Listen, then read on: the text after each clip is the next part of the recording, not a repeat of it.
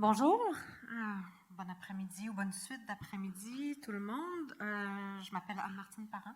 Souvent j'oublie de me présenter, je vais me présenter. Je suis professeure en études littéraires à l'Université du Québec à Chicoutimi.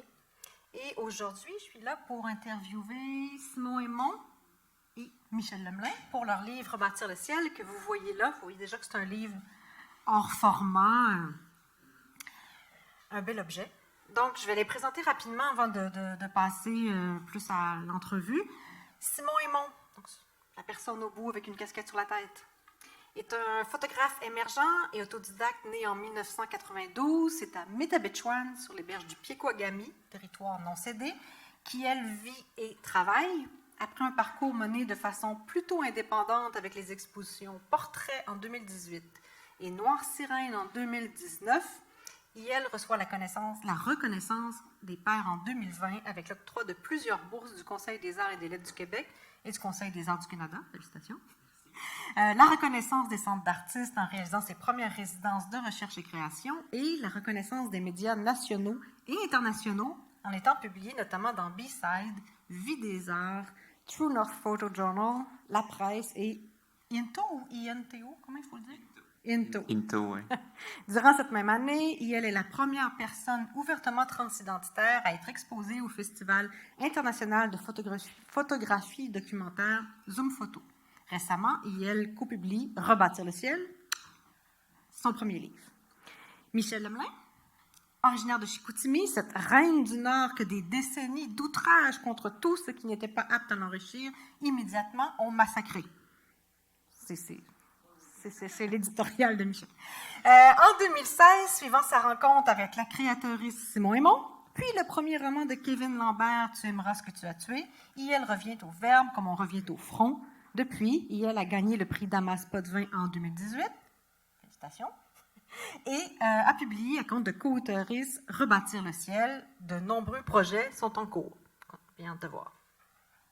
Ma première question, en fait, bon, pour les personnes qui n'auraient pas vu le livre, juste pour vous dire rapidement, donc c'est un livre dans lequel il y a des photographies. Les grandes pages là, sont des photographies et il y a à l'intérieur de plus petites pages avec des textes. Mais je vais les laisser en dire plus. J'aimerais savoir comment est né ce projet-là entre vous. C'est né en pyjama à Métabetchouan. Premièrement, c'est parce que ça fait longtemps que j'avais envie de dire des choses par rapport à la communauté LGBTQ+. Et j'ai choqué à plein de reprises. Et sur un coup de tête, j'ai lancé un appel à témoigner sur Facebook. Et c'est là qu'il y a comme eu une espèce de non-retour et je ne pouvais plus retourner en arrière parce qu'il y a eu plus de 100 personnes qui m'ont écrit pour vouloir témoigner. Et les médias aussi ont partagé l'appel, j'ai fait des entrevues, tout ça. Fait que c'est comme une espèce de... je me suis fait lancer dans le projet qu'on ne pouvait plus retourner en arrière. Puis c'est là que Michel est venu rapidement là, avec le désir finalement d'écrire sur ce que les gens allaient raconter. Et c'est de là qu'est né notre... on était déjà des amis là, bien avant ça, là, mais c'est vraiment le point de départ là, de ce projet-là qui était censé être au début un petit journal de 8 pages où c'était plus journalistique, là, c'était censé être plus destiné pour les écoles et tout ça. Puis en cours de route, on a décidé de laisser parler nos paroles d'artistes. Et je pense que ça a été bien plus bénéfique pour le projet au final. Là. Donc, c'est parti des témoignages et c'est une part importante du projet. Bien, c'est au cœur de la démarche, puis c'est aussi ce qui a donné le coup d'envoi à cette forme très particulière. Parce qu'au départ, comme Simon dit, comme on souhaitait faire un journal qui était plus pédagogique, avec des portraits classiques, il y avait des participants, des participantes qui souhaitaient garder l'anonymat. Donc, quand on reçoit un témoignage, puis on doit faire de la littérature avec, c'est l'anonymat, ça va, mais quand on a à faire un portrait photographique, c'est différent.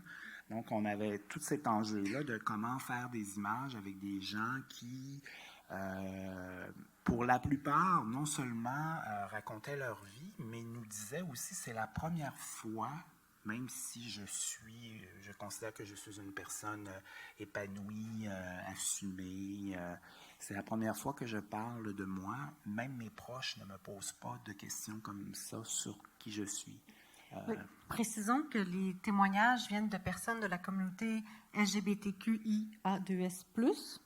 C'était ça l'appel à témoignage. Je me rends compte que j'ai pas... Et les photographies, ce sont aussi des personnes de cette communauté. C'est les mêmes personnes. Chaque personne interviewée est aussi photographiée. OK. Donc, là, vous avez reçu des témoignages. Oui, puis c'est ça. Au départ, on se demandait qu'est-ce qu'on allait faire avec cette matière-là. Un soir, Simon est venu à la maison, puis je lui ai parlé de ma relecture, ma Xème relecture de La vie de Galilée de Bertolt Brecht, qui est presque un livre de chevet pour moi.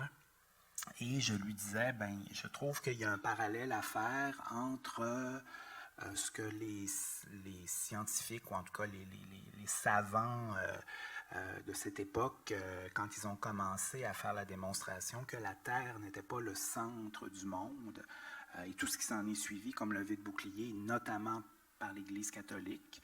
Je disais à Simon, je trouve qu'il y a un parallèle avec le fait qu'on a tous et toutes grandi où il n'y avait que deux sexes possibles, homme-femme, et deux orientations sexuelles possibles, homo, hétéro. Et donc, tous ces témoignages-là de gens des gens trans, des gens bispirituels, des gens asexuels, demisexuels. Même nous, on était comme, OK, le spectre est immense. On ne pensait pas qu'il y avait autant de richesse et de subtilité dans ce qu'on peut être au niveau de notre désir et de notre genre. Donc, c'est ça, je disais à Simon, je pense qu'il y a un parallèle à faire qui peut être fécond, de dire ce qu'on vit actuellement, c'est une sorte de révolution copernicienne, mais cette fois-ci du genre et du désir. Et tout à coup, pour Simon, ça ouvrait tout ce champ d'exploration, de travailler là, en lumière, avec la lumière dont il disposait, mais la nuit. Oui, donc c'est quoi la démarche photographique? Oui, en fait, j'étais la personne responsable de rencontrer les gens pour qu'ils témoignent, pour d'abord tisser un lien de confiance pour faire de la photographie, pour pas arriver avec mon appareil salut, clic-clic et je repars. Là. C'est quand même un processus intime où maintenant l'appareil photo est vraiment vu souvent comme une arme, là, un peu. Les gens s'en méfient plus qu'avant, mais disons. Donc, c'est important pour moi de créer ce lien-là dans le témoignage avant, puis après, on allait soit marcher dans un lieu que la personne décidait. On était allé dans un cimetière, je suis allé regarder les étoiles dans un champ, on est allé au milieu du lac gelé, du lac Saint-Jean, on est allé à plein d'endroits, puis on était souvent dans un safe space parce que la nuit, le soir, on est certain de ne pas se faire écœurer si on est une personne qui a un pénis mais qui porte des talons, on est certain qu'on ne sera pas harcelé dans la rue. Même si ça n'arrivera pas, c'est une pensée qui reste présente, malheureusement. Donc, j'allais photographier cette marche-là d'une certaine façon, avec soit la lumière des étoiles, la lumière de la lune ou un lampadaire de rue. Donc, pour moi, c'était très intuitif de faire ces photos-là parce que souvent, je ne voyais pas grand-chose, moi non plus. J'avais de la misère à faire mon focus. Ah oui? C'était vraiment un travail de...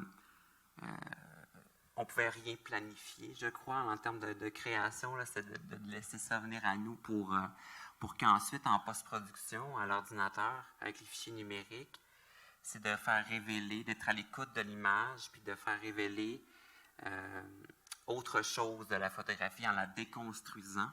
Et pour moi, c'est le même processus quand on est une personne trans. Faut déconstruire l'éducation qu'on a eue, déconstruire l'identité qu'on nous a plaquée selon notre sexe assigné à la naissance. donc homme ou femme. Dans mon cas, je me suis fait assigner homme. Dans ce projet-là, j'ai réalisé que j'étais une personne non-binaire et trans. Donc c'est dans le projet qui est vraiment, carrément, oui. Une démarche identitaire pour vous deux dans le projet aussi. Oui, je vais parler pour moi, mais oui, d'avoir écouté les gens parler de leur identité puis découvrir que c'était beaucoup plus vaste. Moi, je me suis reconnue. Bon, d'une part, c'est un coup de poing d'en face, là. Ça fait peur, puis la plus belle image que je peux faire de ça, c'est comme si j'avais mis ma maison en feu parce que j'avais découvert que, justement, le genre masculin, c'était pas moi. Fait que je mets ça en feu, mais le temps que tu reconstruises une nouvelle maison qui est adaptée, tu es à la pluie, tu es au vent, puis c'est souffrant. Il n'y a plus de safe space, justement. Exactement, il faut que tu te reconstruises. Puis, s'en est suivi une psychothérapie et tout ça. Puis, je ne pouvais plus sortir de chez moi là, en termes de fatigue, d'anxiété, tout ça. Mais je peux dire aujourd'hui là, que quel soulagement, mais vraiment, là, c'est le plus beau des cadeaux que ce projet-là, en tout cas, moi, m'a apporté, là, c'est d'être bien avec moi, là. Puis je souhaite ça à tout le monde, là. Ça a été une surprise dans le projet, parce qu'au départ, on se considérait tous les deux comme étant des hommes homosexuels. Puis c'est ça, au terme du projet, ou en tout cas à ce stade-ci, on est très, très conscient maintenant que tout le monde devrait être fluide dans son genre et dans son désir, d'être à l'écoute de ça.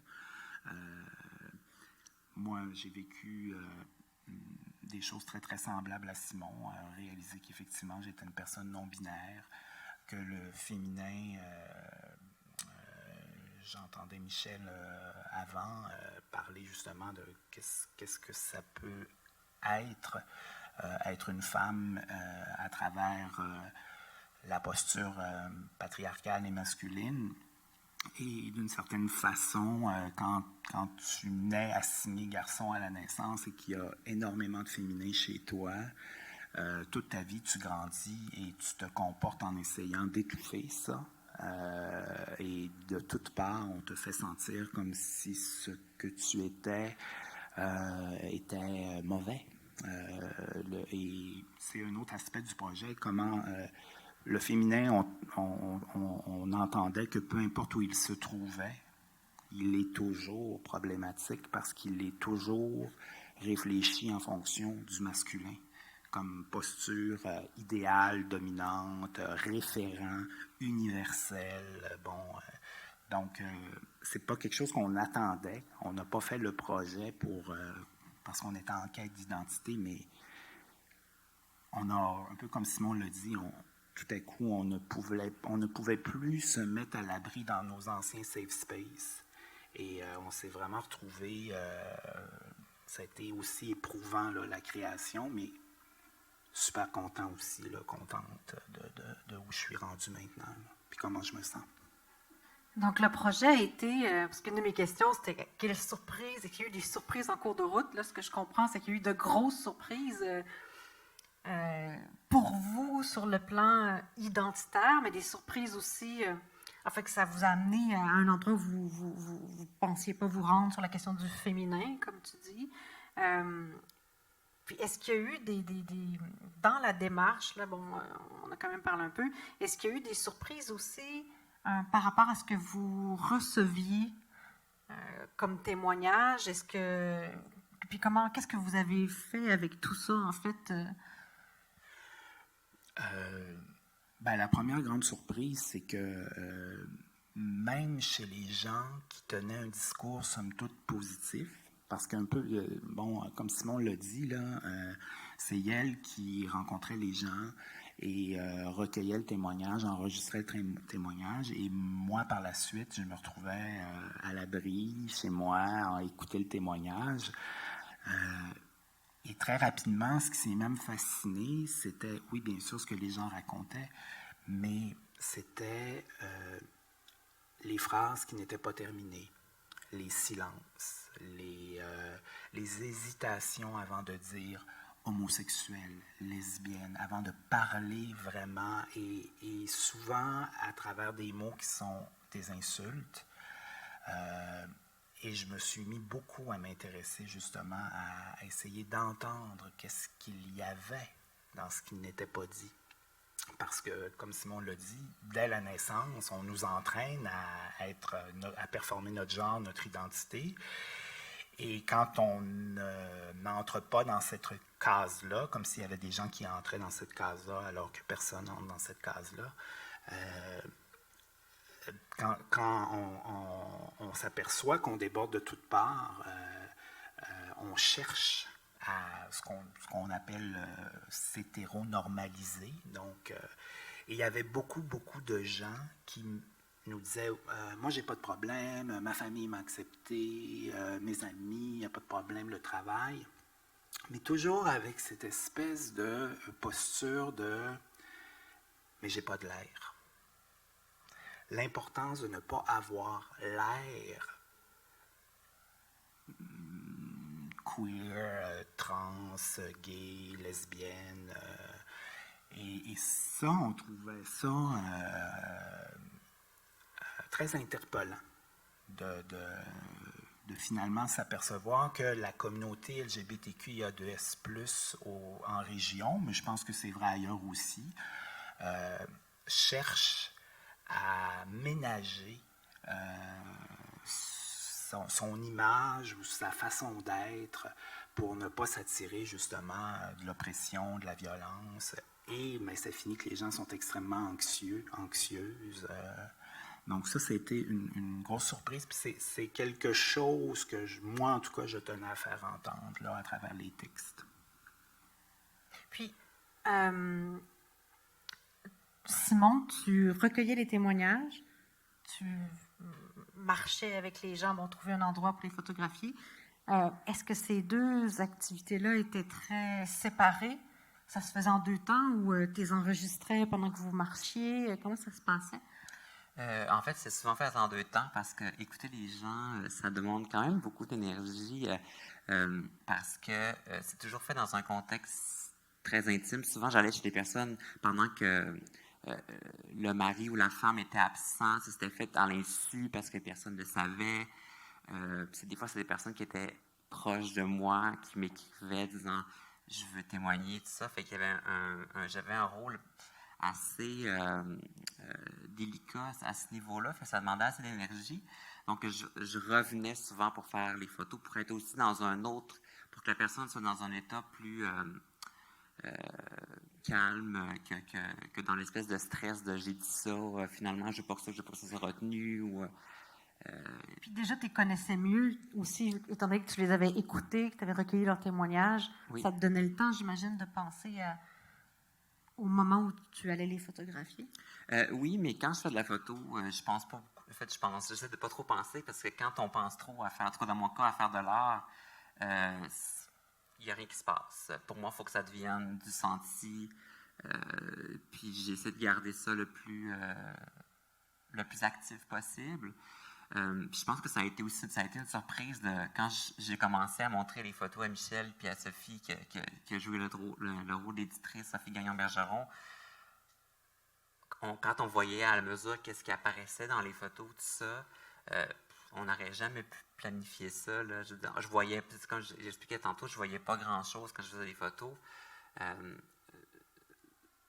Pour moi, ça a vraiment été un tremplin extraordinaire pour ma carrière de faire cette série photo-là. Ça me démontrait tout le potentiel que j'avais en tant que photographe.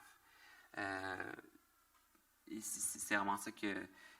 Ça concorde vraiment avec le fait de découvrir qui tu es comme personne. Puis que faut que tu sois à l'écoute de ça parce que c'est ça que tu dois faire. Je veux dire, tu ne te poses pas plus de questions que ça, puis tu vas dans cette direction-là. Je l'explique avec des mots vraiment simples, là, mais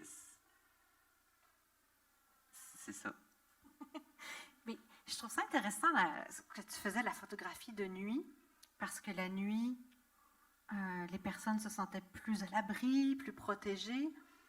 Puis en même temps, tu utilisais quand même un peu de lumière. Tu disais lampadaire, la lune. Oui, bien, pour qu'il y ait une photo qui apparaisse, il faut quand même un peu de lumière. Là. Sinon, c'est un carré noir. Puis est-ce que est-ce que la publication des photos, du livre, des témoignages, c'est aussi une manière de les mettre un peu à la lumière pour ouvrir le ciel, justement? Ouvrir, c'est pas ça que vous avez écrit, là, rebâtir, mais je voulais utiliser l'image de l'ouverture. Là. Est-ce que c'est un moyen d'amener à la lumière ce qui était dans l'ombre? Ou est-ce que je me trompe complètement? Non, absolument, absolument. Quand on a voulu faire ce projet-là, on entend souvent les paroles de personnes de la communauté, mais en ville. Pour les personnes en région, c'est souvent, on a quitté, puis on vient du Saint-Lac-Saint-Jean, par exemple, mais on habite maintenant à Québec ou Montréal, tout ça. Mais pour les gens qui restent, il y a des gens qui y sont, puis que la communauté, elle est présente, et il fallait justement jouer un peu le rôle de levier, je pourrais dire, pour démontrer que nous sommes ici. Ouais. J'ai oublié de préciser la première fois que j'ai employé l'expression, la communauté LGBTQIA2S+, c'est lesbienne, gay, bisexuelle, trans, intersexuel, asexuel, non, j'ai oublié queer, intersexuel, asexuel, j'essaie de me rappeler dans l'ordre, two spirits, et plus, et autres, voilà. Excusez-moi de ne pas l'avoir. Vous irez googler toutes les... Il y en a de Oui, l'acronyme peut oui, être là, beaucoup plus long que ça, c'est ça? Gender fluide, Oui. gender queer, Oui. non-binaire. Si Vous je vous peux... identifiez tous les deux non-binaires, Ouais. d'ailleurs. Spécifiquement plus à genre dans mon cas, mais non-binaire, c'est comme un mot parapluie finalement pour regrouper plusieurs identités. Puis si justement l'acronyme grandit de plus en plus, c'est qu'on est vraiment dans une période où il faut nommer pour apparaître. Et parce qu'on entend souvent là, l'espèce de encore une nouvelle lettre, puis qu'est-ce que ça veut dire? Puis moi, je m'identifie comme un arbre, puis j'ai-tu le droit? Puis il y a beaucoup de moqueries par rapport à cet acronyme-là, mais il est important. Mécanisme de défense, hein, on va se le dire. Oui. Puis sur la couverture de Rebâtir le ciel, justement, on fait un parallèle avec le vocabulaire astronomique et le vocabulaire d'identité pour démontrer la complexité des deux domaines, alors que dans l'astronomie, on ne va pas ridiculiser quand il y a une nouvelle découverte, on va plutôt être fasciné de ça, puis on va vouloir en apprendre davantage. Il va y avoir une forte couverture médiatique sur le sujet et tout ça. Mais sur l'identité de l'être humain, on n'en parle presque pas. C'est ridiculisé. Allô, c'est aussi vaste que l'univers. Il faut aussi en intéresser. D'ailleurs, c'est une chose qui est frappante, c'est que dès que l'humanité tourne son regard sur quoi que ce soit de façon sérieuse de ce qui l'entoure, cette humanité-là déploie une richesse incroyable, mais dès qu'elle retourne ce regard-là vers l'humanité, tout à coup, le discours est binaire, simpliste, il faut rentrer dans des cases et tout ce qui déborde, je l'ai dit plus tôt, est problématique. C'est complètement absurde.